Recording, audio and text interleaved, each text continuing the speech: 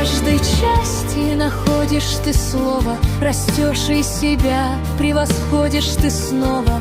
Каждая женщина в сути цветок, и здесь раскрывает она свой поток. Энергия света, энергия тьмы, она создает цветы и шипы. Ведь в ясности мира, в потоке миров, где каждая дева обретает свой кров, она создает себя по частям.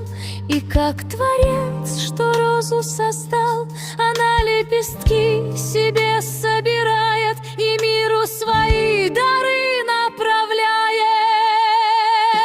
Ты женщина света, а значит поток